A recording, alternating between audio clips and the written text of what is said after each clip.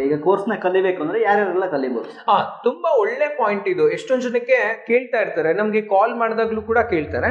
ನಿಮ್ಗೆ ನಮ್ಮ website v.9events.com ಹೋದ್ರೆ ನಿಮ್ಗೆ ಕಂಪ್ಲೀಟ್ ಡೀಟೇಲ್ಸ್ ಇದೆ. ಅದಾದ್ಮೇಲೆ ನೀವು ಸ್ಟೂಡೆಂಟ್ ಆಗಿದ್ರೆ ಈ ಒಂದು ಕೋರ್ಸ್ ನ ಮಾಡ್ಬೋದು.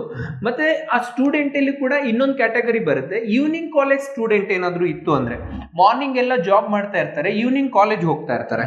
ಸೊ ಅಂತವ್ರು ಕೂಡ ಇದನ್ನ ಜಾಯ್ನ್ ಆಗ್ಬೋದು. ಮತ್ತೆ ನೀವೇನಾದ್ರೂ ಅನ್ಎಂಪ್ಲಾಯ್ ಆಗಿದ್ರೆ, ಫಸ್ಟ್ ಸ್ಟಡಿ ಮಾಡಿರ್ತೀರಾ, ಮತ್ತೆ ಎಲ್ಲೋ ಕಡೆ ಒಂದ್ ಕಡೆ ಜಾಬ್ ಮಾಡ್ತಾ ಇರ್ತೀರಾ, ಅದನ್ನ ಇಷ್ಟ ಇರೋದಿಲ್ಲ, ಮತ್ತೆ ಬಿಟ್ಬಿಟ್ಟಿರ್ತೀರಾ, ಮತ್ತೆ ಸರ್ಚ್ ಮಾಡ್ತಾ ಇರ್ತೀರಾ, ಆ ಒಂದು ಕ್ಯಾಟಗರಿ ಅನ್ಎಂಪ್ಲಾಯ್ ಯಾರಾದ್ರೂ ಇದ್ರೆ ಅವರು ಕೂಡ ಈ ಕೋರ್ಸ್ ನ ಮಾಡ್ಬೋದು.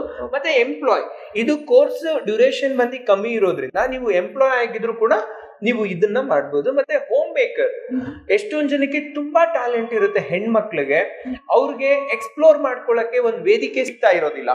ಆ ವೇದಿಕೆ ನೀವು ಇದನ್ನ ಮಾಡ್ಕೋಬಹುದು. ಮತ್ತೆ ಈವೆಂಟ್ ಮ್ಯಾನೇಜ್ಮೆಂಟ್ ಅನ್ನೋದು ತುಂಬಾ ವೈಡ್ ಆಗಿರುವಂತ ಮಾರ್ಕೆಟ್. ನೀವೆಲ್ಲೇ ಹೋದ್ರೂ ಜಾಬ್ ನ ಕ್ರಿಯೇಟ್ ಮಾಡ್ಕೋಬಹುದು. ಹೆಣ್ಮಕ್ಳು ನೋಡ್ತಾ ಇರೋರು ವರ್ಷಕ್ಕೆ ಎಷ್ಟು ಹಬ್ಬ ಹರಿದಿನ ಬರುತ್ತೆ, ಮನೆಗಳಲ್ಲಿ ಒಂದೊಂದು ಸ್ಮಾಲ್ ಈವೆಂಟ್ಸ್ ಅವ್ರು ಮಾಡ್ಕೊಂಡ್ರು ಕೂಡ ಇದರಿಂದ ಕ್ಲಿಕ್ ಆಗ್ಬೋದು ಅಂತ ಹೇಳ್ಬೋದು.